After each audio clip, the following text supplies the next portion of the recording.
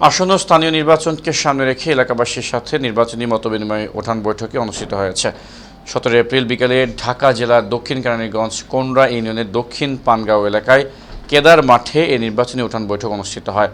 কোন্ডা ইউনিয়নের 4, 5 ও 6 নং ওয়ার্ড সংরক্ষিত আসনে বারবার নির্বাচিত মহিলা মেম্বার গুলশান আরা বেগমকে পুনরায় নির্বাচিত করার লক্ষ্যে এলাকাবাসীর উদ্যোগে আয়োজিত উঠান বৈঠকে উপস্থিত ছিলেন এলাকার গণ্যমান্য ব্যক্তিবর্গ, মুরব্বীগণ, মা বোন, সমতুল্য মহিলা, ইয়াং জেনারেশন সহ বৃদ্ধ, আবাল বনিতা সকলেই উপস্থিত হয়ে তাকে স্বতঃস্ফূর্ত সমর্থন দেন।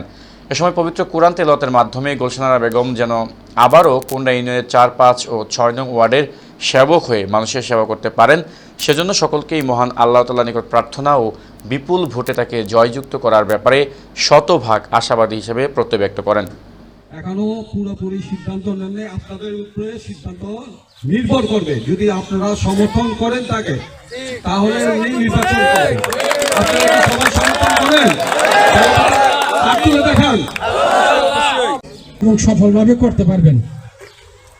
যতবার উনি নির্বাচন করবেন, আমরা এবং আপনারা সবাই মিলে তাকে, আমি মনে করি উনি যদি নির্বাচন করতে নাও চায়, আমাদের সকলের উচিত তাকে হাতে পায়ে ধরে হলেও নির্বাচনে রাজি করানো।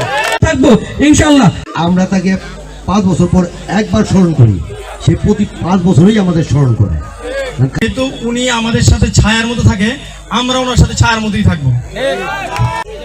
আপনাদের কাছে আমার একটাই অনুরোধ, সামনে আপনারা মনে করবেন আপনারা সবাই গুলশানারা, আপনারা গুলশানারা হইয়া সবার কাছে আপনারা ভোট চাইবেন। আমি আপনাদের আমি কষ্ট দিই নেই, কারণ আপনারা আমারে নীরব ভোট দিয়ে গেছেন সবাই। কারণ আপনাদের করি নাই, যেহেতু একটা সরকার ছিল অন্যরকম, বেরোতেন পরে দিনে আপনাদের থাকতে হইতো জেনে। সবাই গুলশানারা হইয়া সবাই আপনারা ভোট চাইবেন এবং কি আমার জন্য আপনারা দোয়া করবেন। আমি সামনে যে অসমাপ্ত কাজগুলি আছে, ইনশাল্লাহ আমি কাজগুলি করব।